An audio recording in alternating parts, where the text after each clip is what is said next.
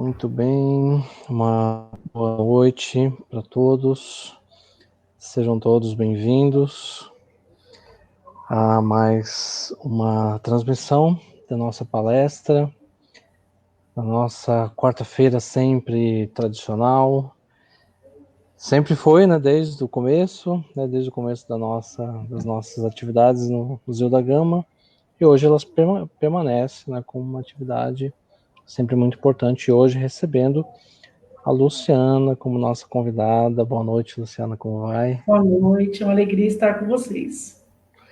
Excelente, uma alegria para nós também.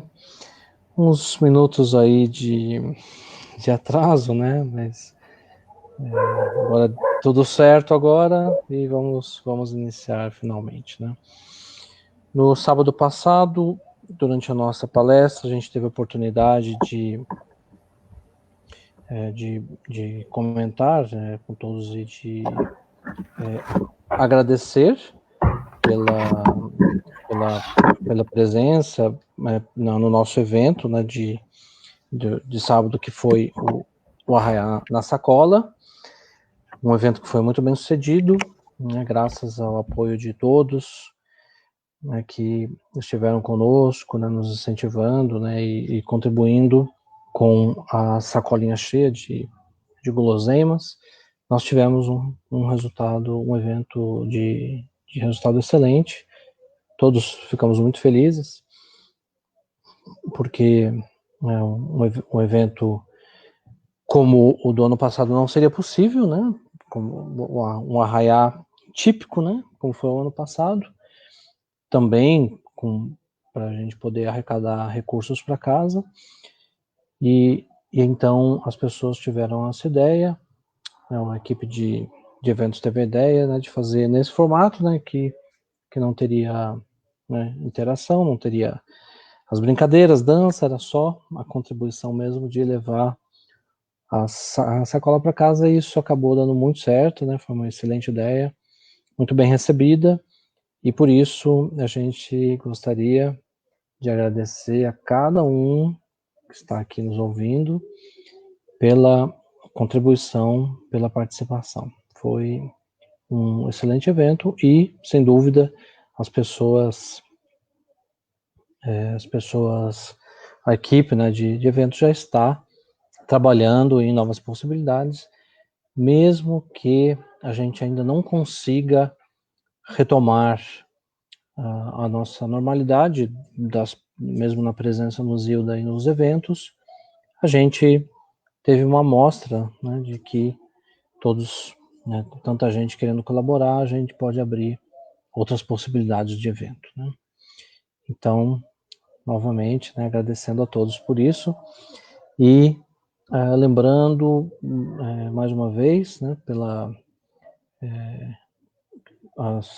as nossas atividades que não estão acontecendo fisicamente, presencialmente. Estamos discutindo o assunto, como toda a sociedade está fazendo isso, para, para um futuro que a gente espera que seja muito breve, mas por enquanto a gente permanece com esses canais, e lembrando a todos, lembrando do nosso atendimento fraterno, que você pode solicitar enviando uma mensagem a nós aqui no Face.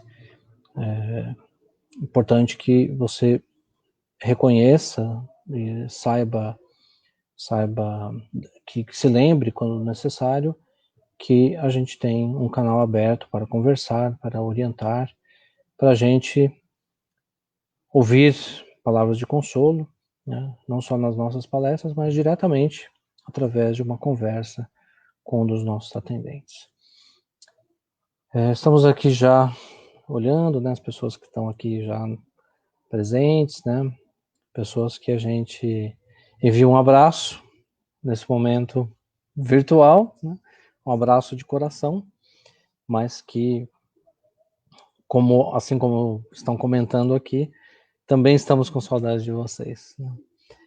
E a gente está só aguardando o momento em que a gente vai poder matar essa saudade, né, poder abraçar e poder retomar os contatos humanos que são tão importantes para nós. Muito bem, queremos então convidar a todos para que nesse momento a gente possa se acalmar, estabelecer aquela nossa típica e tão agradável conexão entre todos nós aqui conectados, estejamos onde estivermos, em São Paulo, no interior do estado e até em outras localidades, mas como o Espírito sopra onde quer, nós conseguimos sentir essa união entre todos para que possamos juntos nos dirigir a Deus. Obrigado, Senhor, por mais um dia da nossa existência. Obrigado por podermos viver com os olhos que foram desenvolvidos, criados, forjados na experiência, na dor, no sofrimento, mas também no conhecimento espírita, e que observa o mundo agora com tantas dificuldades, incluindo nós mesmos, mas que conseguimos entender um pouco melhor o que ocorre e podemos então buscar respostas, como nessa noite, quando vamos ouvir sobre o sentido da vida, para que os nossos passos possam seguir caminhando ininterruptamente para a felicidade.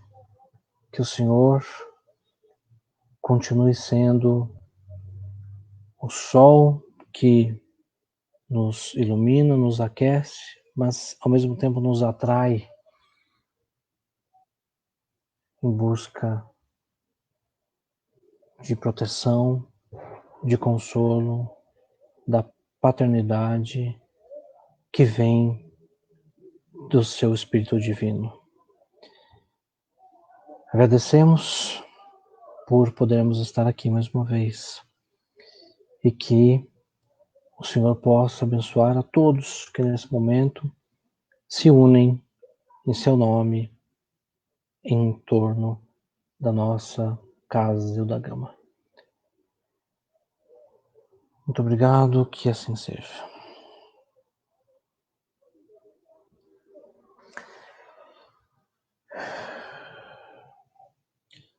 Muito bem.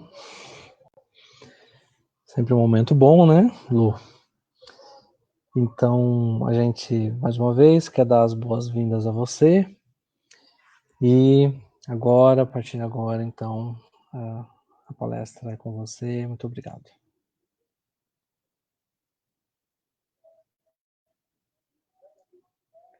Você precisa abrir o seu microfone. Ok. Okay, então, boa noite a todos. Me chamo Luciano Oliveira, quero agradecer, gratidão pela oportunidade, pelo convite. E esse é um trabalho oferecido pelo Centro Espírita Zilda Gama, que nós teremos a oportunidade de trocarmos ideia, de batermos um papo aí sobre o sentido da vida à luz da espiritualidade. E para nós adentrarmos nesse tema, é muito interessante a gente ouvir o que tem a nos dizer o espírito de Joana de Ângeles. Porque Joana de Ângeles vai nos dizer dessa forma. Ela nos dirá assim: a tua vida tem um alto significado. Então ela já começa de maneira muito profunda, nos fazendo refletir sobre o significado da nossa existência, porque ela vai dizer que ele é grandioso. E depois ela vai nos chamar a uma reflexão, porque ela vai nos dizer que descobrir o sentido da nossa existência e para o que nós estamos aqui e por que nós nos encontramos aqui é a nossa tarefa principal. Então ela nos cobra esse questionamento. Então, ela nos diz assim, olha, a tua vida, a tua reencarnação é algo muito valioso. No entanto, você precisa descobrir o porquê da tua existência. Você precisa descobrir por que você está aí. E de forma muito profunda, ela nos chama a uma reflexão. E lá no Livro dos Espíritos, Kardec, na questão 860, ele vai perguntar aos espíritos se nós podemos, pela nossa vontade e pela nossa ação, mudar alguma coisa que está para nos acontecer, que não é assim uma coisa boa nem positiva, se nós conseguimos, por meio da nossa vontade, da nossa ação, tirar isso do nosso caminho, mudar isso. E os espíritos respondem para Kardec de forma seca e objetiva: pode. Mas nos acrescenta que, para nós fazermos isto, para nós mudarmos, para que nós possamos tirar do nosso caminho alguma coisa que estava ali prevista para nós, mas que não teria, vamos dizer, não seria, vamos dizer assim, alguma coisa boa para nós, os Espíritos dizem que para evitar isso, nós precisamos praticar o bem. E eles acrescentam dizendo: o único objetivo da tua existência, a prática do bem. E ainda continuam dizendo assim, que nos é facultado, ou seja, nós podemos escolher, até mesmo impedir aquele mal, sobretudo aqueles que podem gerar um mal maior. Ou seja, os espíritos nos dizem assim, de forma muito clara, muito objetiva e até muito seca. Eles nos dizem assim, olha, é uma escolha tua evitar que o mal lhe aconteça. Principalmente aquele mal que às vezes começa pequeno e se transforma num mal maior. Por exemplo, uma feridinha no dedo que nós negligenciamos, nós nos omitimos a um tratamento, não procuramos saber o porquê e o que é, e quando a gente desperta, ou quando a gente procura saber, já é tarde demais e a gente acaba até perdendo aquele dedo. Então, os espíritos nos dizem que nos é facultado evitar esse mal, mas, para isso, nós devemos nos atentar com a nossa tarefa que é o nosso objetivo único, que é a prática do bem. E isso nos leva a uma reflexão muito profunda, porque não nos é possível conceber a ideia, aceitar a ideia de que planetas muito evoluídos, no qual aqueles irmãos que lá se encontram, sejam todos munidos de um sentimento de caridade, de amor, e esses irmãos tenham que sofrer, por exemplo, com um vírus mortal. Não nos é possível imaginar isso, porque ao pensar que nós temos ali pessoas, espíritos encarnados, que já praticam o bem, pelo bem, não o bem interessado, mas o bem que vibra amor, e fazem aquilo de maneira natural, não nos é possível imaginar que nesse planeta seria possível expurgar bactérias, vírus e outras doenças mais, porque é incompatível.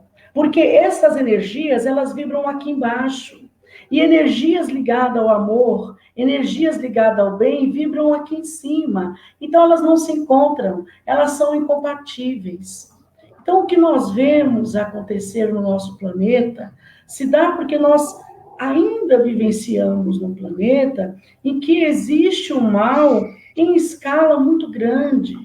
Nós vemos acontecer diariamente situações em que a maldade é muito ainda intrínseca na sociedade. Ainda o mal que se faz ao outro, tirar o proveito do outro, mesmo diante dessa situação, nós estamos vendo muitas coisas boas, lindas acontecerem, mas também estamos vendo muitos irmãos cederem à tentação de aproveitar a vulnerabilidade, a sensibilidade do momento, para também fazerem o mal e tentar dali tirar alguma vantagem, se é que nós podemos dizer assim. Tem uma história muito interessante de um rapaz chamado Justus. Justus reencarnou em Ruanda e ele vivenciou a grande guerra civil que teve em Ruanda, no genocídio de 1994, em que as tribos começaram a guerrear e os Tutsis foram praticamente dizimados. E ele era fazia parte justamente dos Tutsis. Então ele viu os pais dele morrerem. E ficou ele e mais 2 irmãos, também adolescentes, crianças, e eles se viram numa condição muito difícil e tiveram que abandonar a aldeia e caminhar 100 quilômetros a pé até a capital de Ruanda. E lá chegando, eles foram viver no lixão, dentro de um carro queimado, sem portas, sem vidros, e era o que tinha para eles tentarem ali, junto com papelões, se proteger do tempo, do frio, do calor, enfim. E ali eles viviam, dentro daquele carro. E a situação era tão precária, era tão triste, que eles se alimentavam com o caminhão de lixo que chegava ali, que trazia os lixos dos restaurantes, dos mercados, e jogavam lá.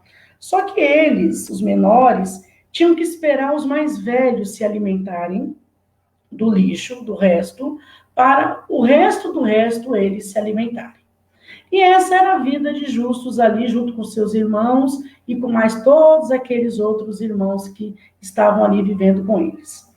Aí Justus tinha um sonho muito grande de um dia poder vestir o uniforme de uma escola e entrar na escola. Tanto é que sempre que ele podia, ele dava um jeito de ir até a porta da escola e lá ele ficava olhando aquelas crianças e se imaginando ali. Até que um dia, uma moça americana chamada Claire, ela se dirigiu até Ruanda e se dirigiu até esse local, onde ela sabia que encontrariam crianças órfãos da Guerra Civil de Ruanda. E lá chegando, ela chegou com o tradutor, parou o carro, e aí ela começou a questionar aquelas crianças. O que vocês querem? Então, todas elas davam aquelas respostas habituais. Diziam a ela, nós queremos roupa, dinheiro, comida, moradia. Então, ela estava ouvindo ali aquelas crianças e suas necessidades. E, num determinado momento, ela olhou para Justus, aquele menininho lá no canto, e disse, e você? O que você quer? E ele disse a ela, eu quero estudar.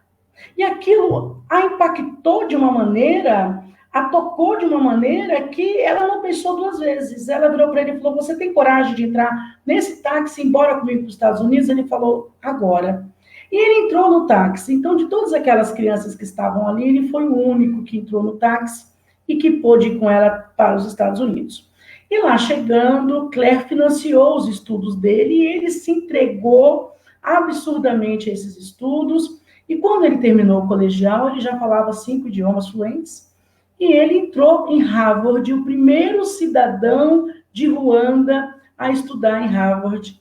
Ele entrou com bolsa integral e estudou em Harvard matemática, economia e direitos humanos, porque ele não queria se dedicar a idiomas, ele queria ir além disso. Então, ele foi buscar essa área.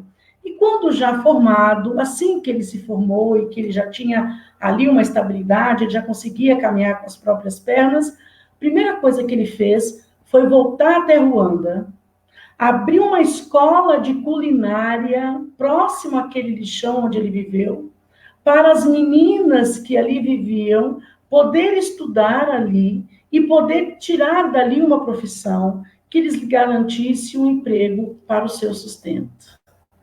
Então, Claire, quando saiu dos Estados Unidos e colocou um único garoto dentro do carro, talvez o que ela não soubesse, talvez o que inconscientemente ela não entendesse ali naquele momento, é que ela não estava ajudando só um garoto. Infelizmente, ela só podia levar um. Mas esse ato, essa ação de Claire, fez com que muitas outras crianças ali de Ruanda e ali daquele lixão fossem também ajudadas.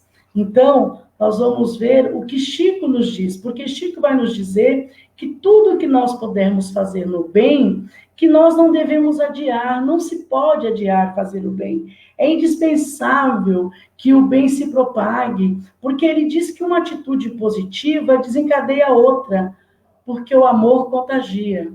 Então, essa ação de Claire ali é uma ação que comprova que aquela ação no bem foi capaz de contagiar e de fazer com que outras ações no bem acontecessem e nascessem a partir dali. Joana de Ângeles nos diz que quem enxuga lágrimas não tem tempo para chorar. Divaldo nos conta uma história muito linda, porque Divaldo ele vai nos falar de um momento da vida dele. Ele tinha o costume de olhar o jornal ali da região dele, da cidade dele, e um dia, lendo as notícias, Divaldo lê a notícia de um pai de família de 10 filhos, um operário modesto, que num ato de desespero se joga na frente de um trem e tira a própria vida. Divaldo fica extremamente impactado com aquela situação, com aquela história. Imediatamente ele tinha uma cadernetinha que ele colocava o nome das pessoas necessitadas para fazer orações. Imediatamente ele pega o nome daquele irmão e coloca naquela caderneta e ele passa a orar por aquele irmão. Divaldo tinha o costume de orar de madrugada. Pela janela do quarto dele, ele acompanhava o ciclo de uma estrela. Então, a estrela ia fazendo a sua volta natural, enquanto isso ele ia fazendo oração. E ele disse que quando chegava nesse irmão, ele gastava mais tempo, ele demorava mais nesse irmão.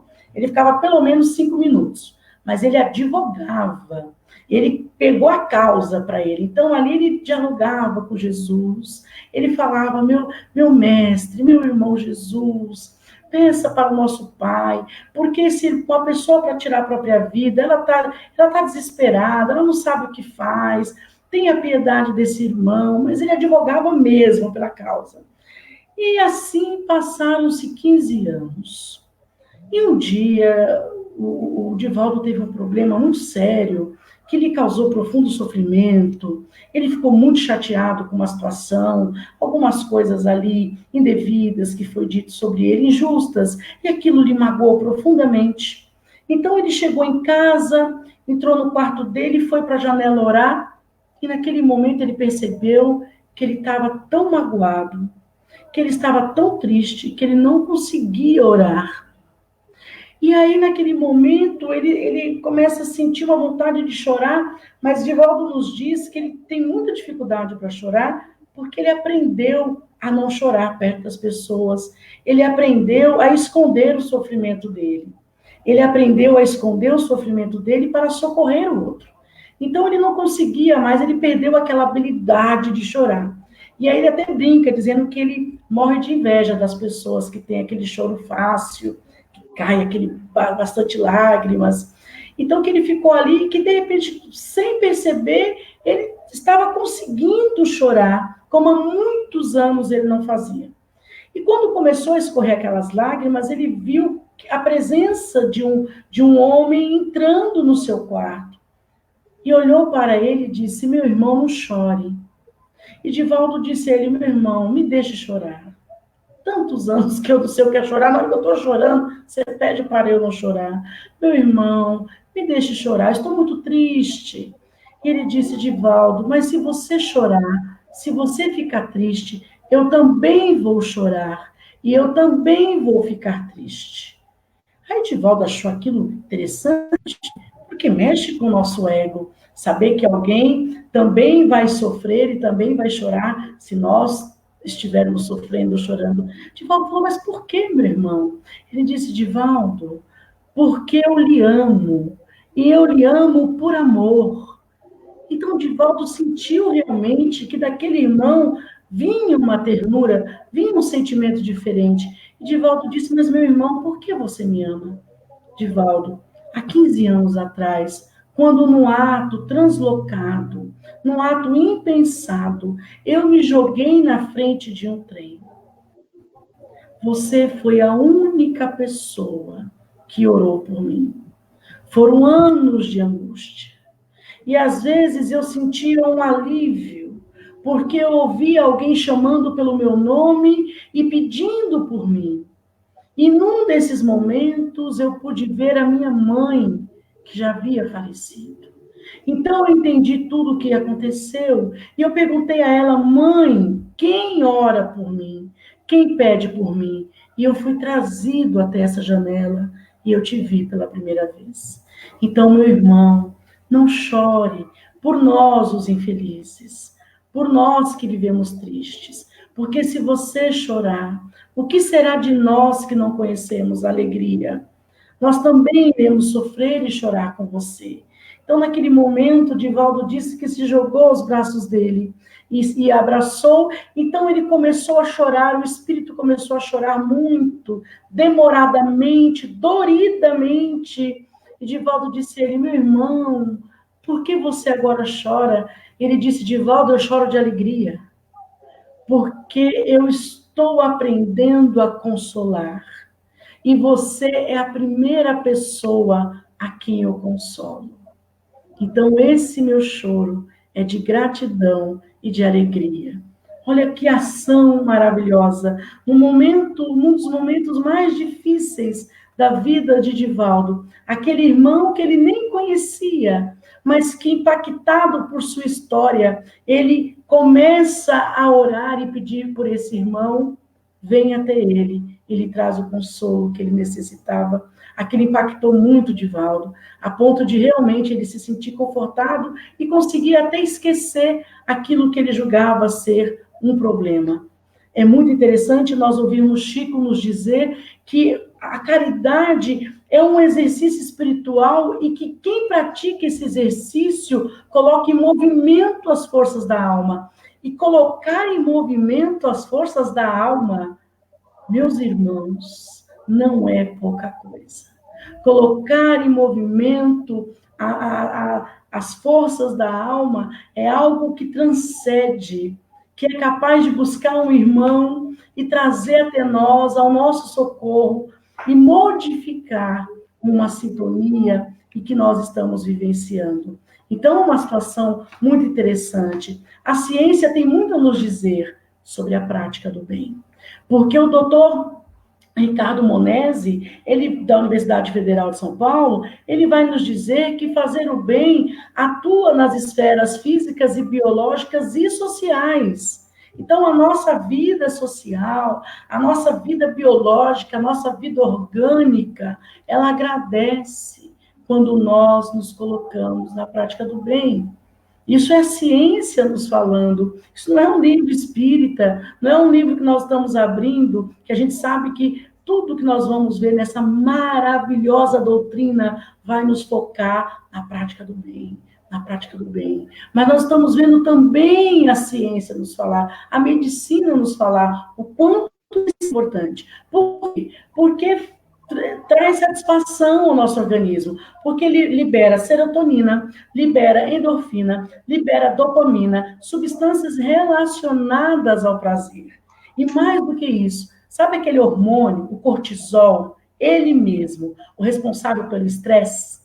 Sabe quando a gente está dirigindo e aí alguém vai lá e buzina na gente assim, aí na hora a gente sente o cortisol caindo assim, enzimas no nosso sangue, e a gente sobe já o nervoso, sobe a raiva, e a gente fica ali estressado, é o cortisol derramando nas nossas células sanguíneas. Então, a gente vai sentindo esse estresse todo, batendo em nós. E a prática do bem diminui significativamente, reduz o cortisol.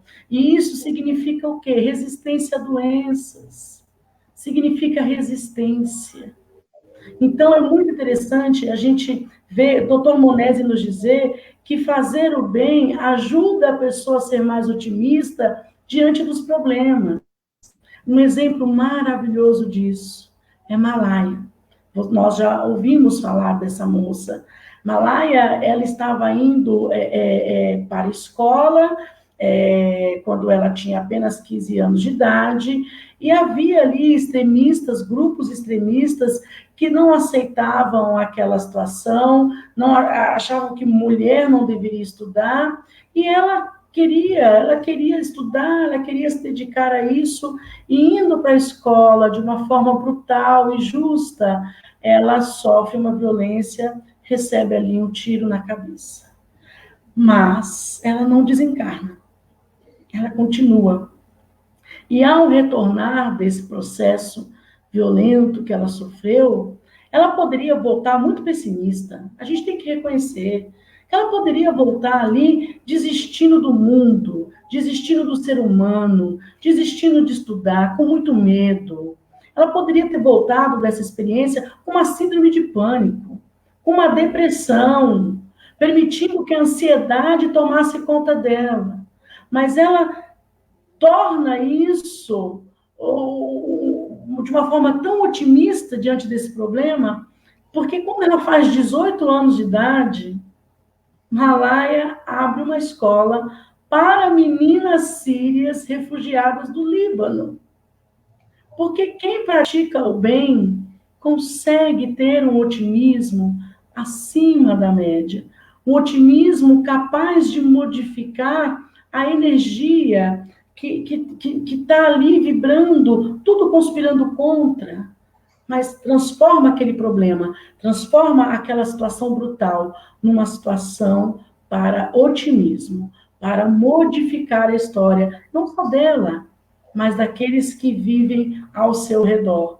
É muito interessante, porque Chico vai nos dizer que o bem é o nosso advogado em toda parte.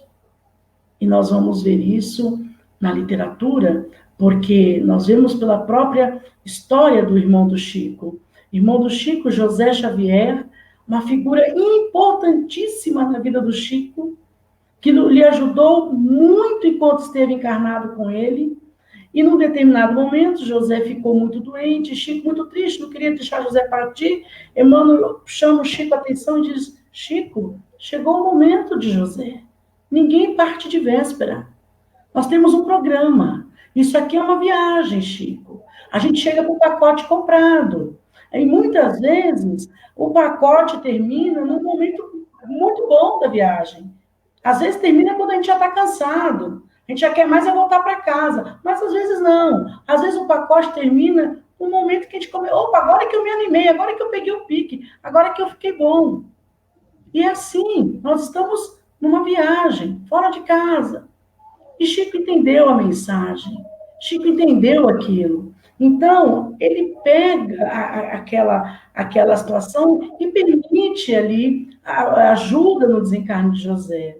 Mas quando chega a noite, Chico vai trabalhar, normalmente no centro espírita, o irmão Luiz Gonzaga vai para casa, vai para trabalhar, e se manifesta o Dr. Bezerra de Menezes, e diz assim para o Chico: Chico, José tinha o compromisso de passar 11 anos numa cama totalmente paralisado. Era o compromisso dele, de débitos lá.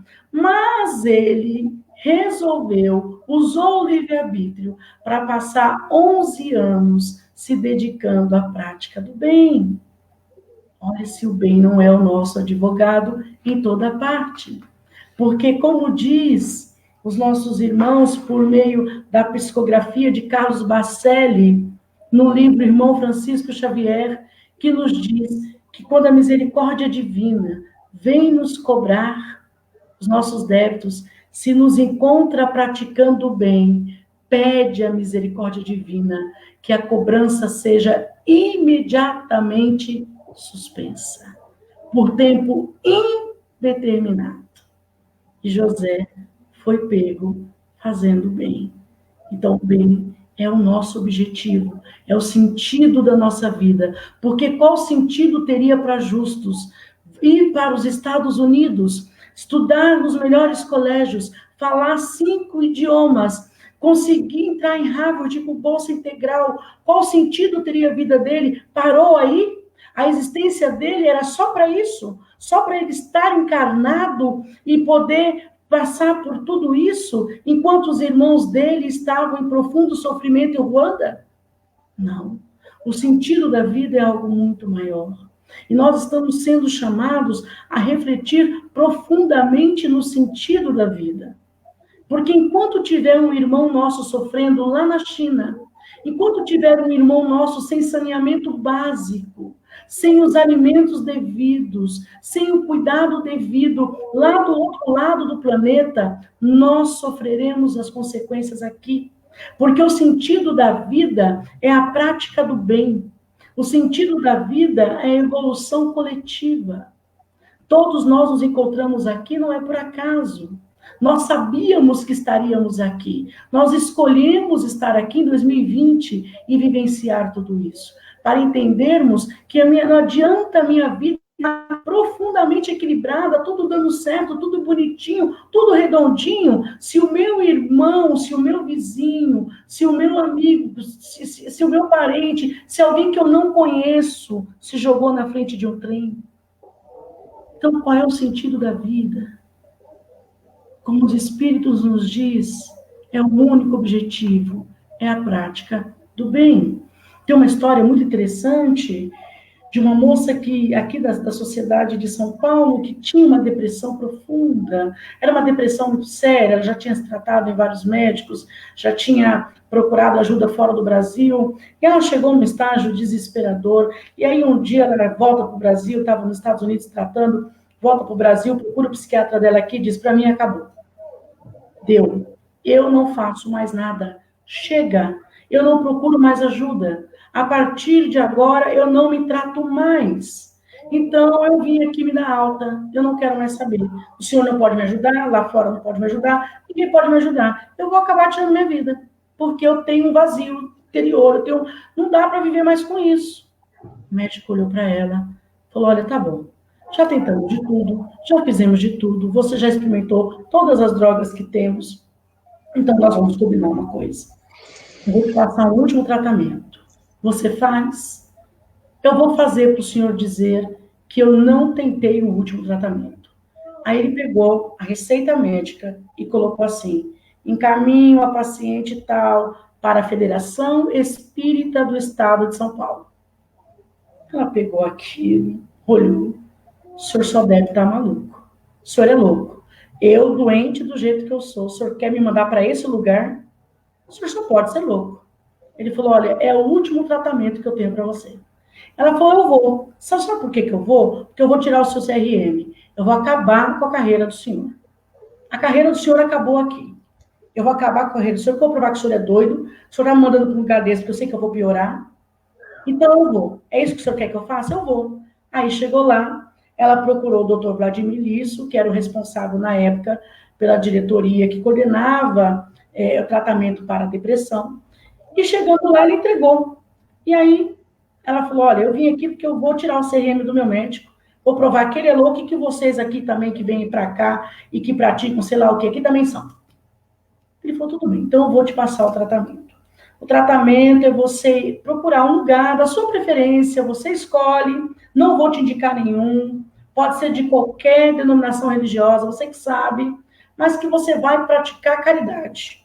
Pode ser um asilo, pode ser um orfanato. Você vai dedicar o seu tempo para as pessoas. Uma vez, pelo menos, a cada 15 dias. Ela falou, agora eu tenho certeza que eu vou destruir o meu médico e vocês. Porque eu, nessa depressão, você vai me mandar para um lugar para ver aquelas pessoas ali e ajudar aquelas pessoas, eu vou. Eu vou porque agora eu vou destruir todo mundo mesmo. Agora é certeza que vocês vão acabar comigo. E ela foi. Passaram-se 3 meses... Ela retornou na Federação Espírita, pediu para falar com o Dr. Vladimir e disse a ele assim, posso falar com o senhor? Ele disse, pode. O senhor lembra de mim? Lembro. Estive aqui há tanto tempo, sim. O senhor falou para eu procurar um lugar. Sim, a senhora procurou, procurei. é que eu queria vir fazer uma pergunta para o senhor. Pois não. O senhor falou para eu ir a cada 15 dias. Sim, a cada 15 dias. Poderia ir uma vez por semana, ou até duas? E aí ele disse, minha irmã, você pode todo dia, se você quiser, se te faz bem. Resumindo a história, porque a história é longa e ela nos tomaria muito tempo, hoje ela tem um trabalho maravilhoso aqui no estado de São Paulo, em orfanatos, e ela nos diz que, nos fala de uma forma muito emocionada, que ela entrou no orfanato acreditando que ela estaria fazendo bem para aquelas pessoas. Mas que um dia ela tinha passado o dia, feito bolo para eles, brincado, ensinado inglês e feito coisas que eles adoravam, e eles empolgados, imagina, aprendendo inglês ali. E aí, na hora que ela foi embora, uma daquelas crianças correu, abraçou a sua perna e disse, tia, não vai embora. Ela falou, por quê? Porque eu te amo. Então, naquele momento, ela diz que ela foi levar o bem, mas ela entendeu que não, que ela foi ali receber o bem e receber a cura por meio daqueles irmãos que ali se encontravam. Pesquisadores americanos descobriram que a prática do bem ativa centros cerebrais responsáveis pelo prazer produzido pelo vício. Olha que coisa interessante. Então, sabe aquele prazer que o vício, ele induz a nós, né, muitas vezes, porque não adianta a gente falar que não, efêmero, nos leva a drásticas situações, mas ele existe. E aí os médicos disseram que esse prazer é a prática do bem nos dá. E é muito interessante, por quê? Porque os alcoólicos anônimos, olha o que eles descobriram, que sempre que eles ajudavam um irmão que estava em infortúnio a se levantar do vício, eles perdiam a compulsão pelo vício. Então, com isso, eles começaram a afirmar que se libertar de um vício é preciso praticar o bem. Então, para eles, só se liberta do vício aquele irmão que ajuda outro irmão a ficar limpo, a se libertar desse vício. Por isso que o lema é ajuda o irmão em infortúnio e vencerá a compulsão pelo vício.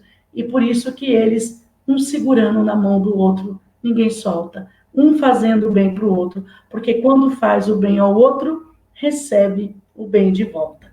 É muito interessante nós analisarmos o que essas pesquisas dizem. Eles dizem que nós, quando fazemos o bem, ficamos até 4 horas com essa sensação. E é verdade, porque às vezes uma pessoa, a gente faz uma coisa tão boba para o outro, e o outro diz assim, muito obrigada. Muito obrigada. Aquilo nos enche de uma sensação tão boa, tão agradável, mas nós temos que falar uma coisa muito importante aqui. Quem tem coragem de fazer o bem deve estar preparado e ter sabedoria para entender e suportar a ingratidão. Porque nem sempre nós faremos o bem e receberemos em troca a gratidão. Então, se nós temos coragem de fazer o bem, tenhamos também a mesma coragem para suportar a ingratidão.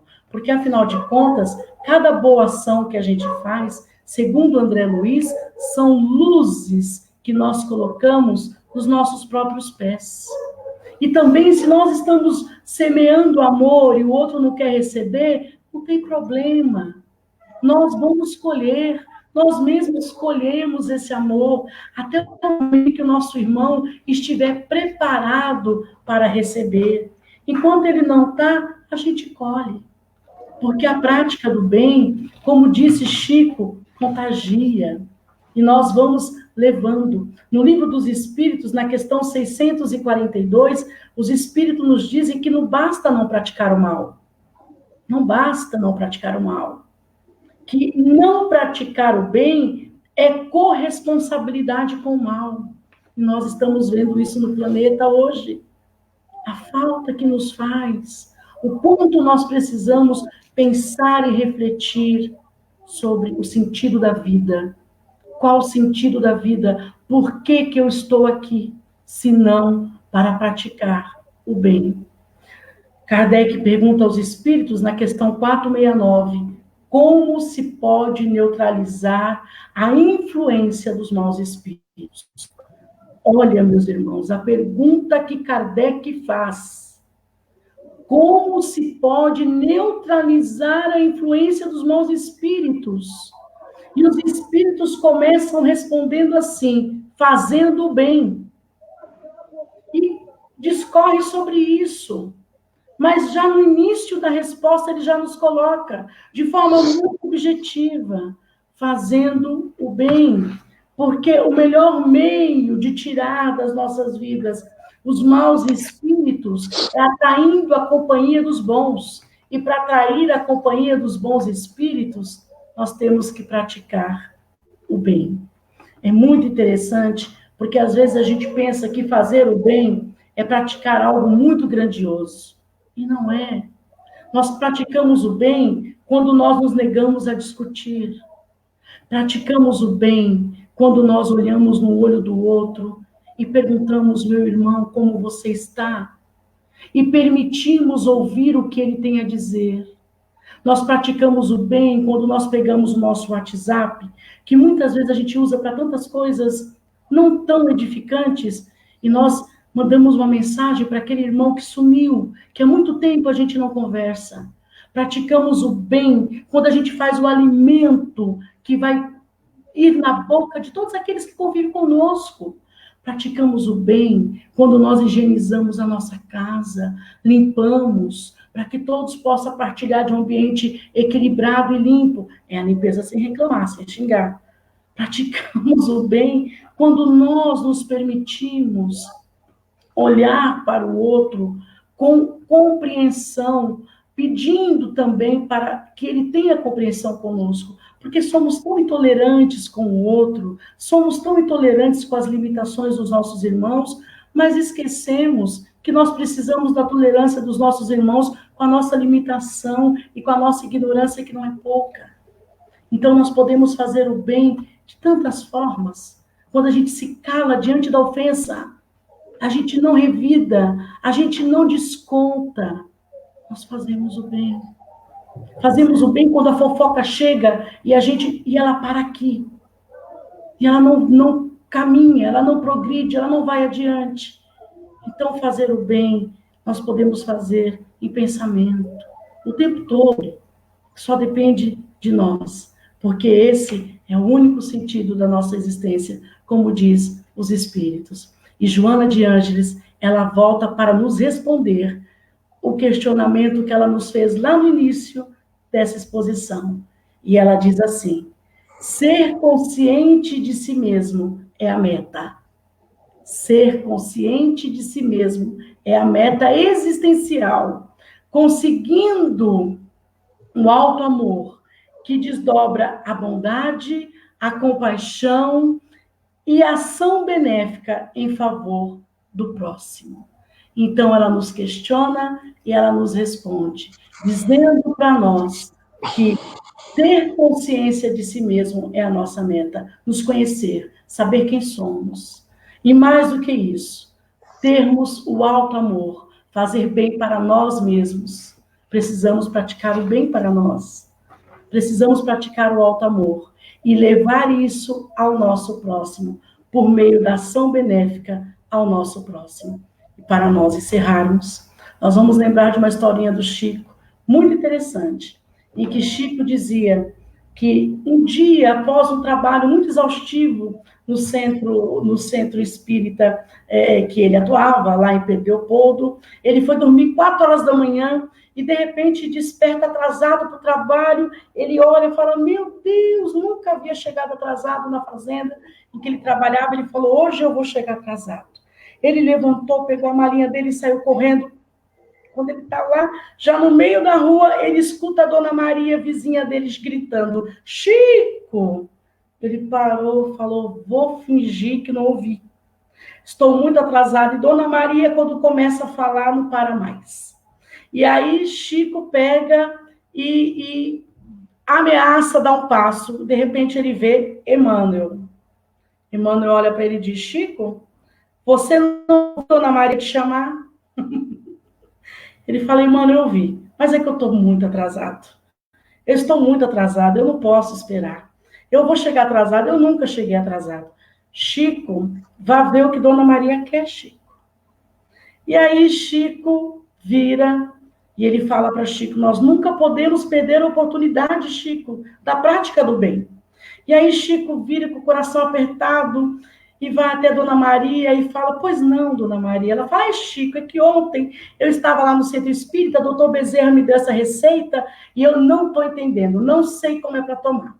E aí Chico fala, Dona Maria, a senhora vai fazer assim, assim, assim, tomar assim, assim, assim, assim.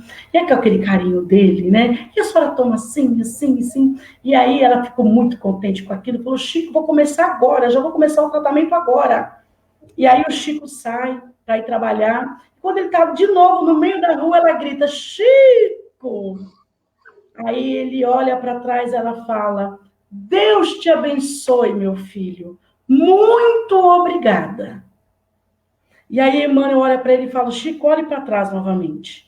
E quando ele olha para trás, ele vê ondas, energias, saindo do portão da Dona Maria, invadindo toda a rua, invadindo a vizinhança e chegando nele. E ele sente aquela sensação de bem-estar. E aí Emmanuel falou para ele, tá vendo, Chico? O que é a prática do bem? Como nós recebemos isso de volta? Agora, meu filho, imagina se você não tivesse parado e ao invés de dizer, Chico, Deus te abençoe, ela tivesse gritado, Chico, vá para o diabo que te carregue. Então, por via das dúvidas, façamos o bem, que é o único objetivo da nossa vida, segundo os Espíritos, dizem a Kardec. Que a paz do Mestre Jesus esteja com todos nós, agora e sempre. Gratidão a todos pela paciência. Muito bom. Muito obrigado, Luciana. Eu quem agradeço. Realmente, excelentes histórias. Excelentes mesmo. E acompanhando aqui a nossa rede aqui, os comentários, realmente muito bom a gente poder refletir e poder saber, né, para onde a gente precisa caminhar, né? Isso é muito importante. A gente agradece muito pela sua ajuda, pela sua fala hoje. Muito bom mesmo. Muita gente comentando, né, as nossas palestras, né, temos essa saudável tradição, né? Tem alguns recados para você, né? Aí a gente convida a você ver depois, né? Interagir também. Excelente mesmo. Afinal de contas, uma vida sem sentido não faz nenhum sentido, né? Não tem jeito. E a gente, na esperança de que todos nós aqui presentes também, nossos amigos, tenhamos entendido a necessidade que a gente tem de conduzir muito bem a nossa vida. Mais uma vez, vamos convidar a todos aqui presentes, momento em que a gente se abre para a espiritualidade, para que o passe que acontecia lá no Zilda possa acontecer agora, que a gente possa receber as bênçãos da espiritualidade e sentir aquele bem-estar, né, que a gente sempre sente e que todas as quartas a gente tem sentido isso também e compartilhado isso uns com os outros. Então, convidando a todos mais uma vez para a gente se reunir nossos corações, nossos pensamentos, agradecendo pelas boas lições que a vida tem nos oferecido, que nossos corações possam se abrir para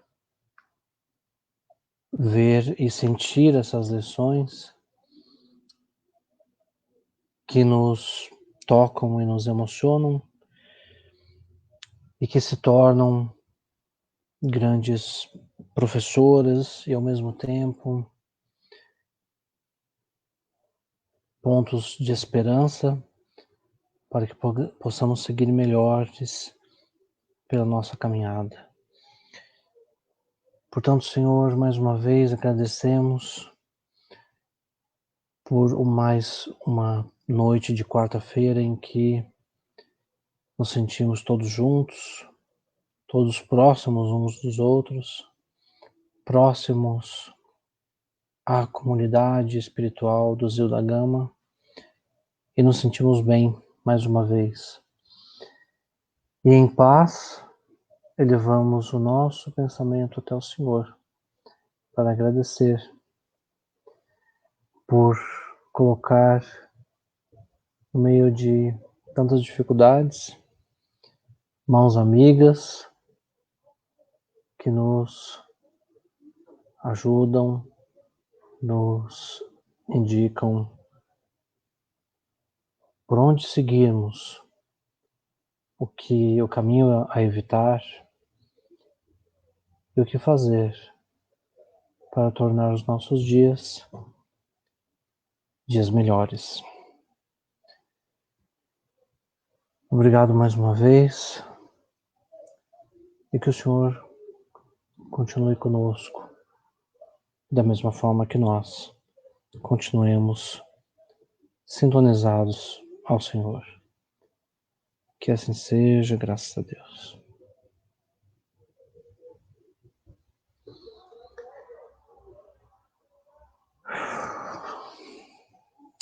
Agradecendo então mais uma vez a você, Luciana, a todos aqui presentes.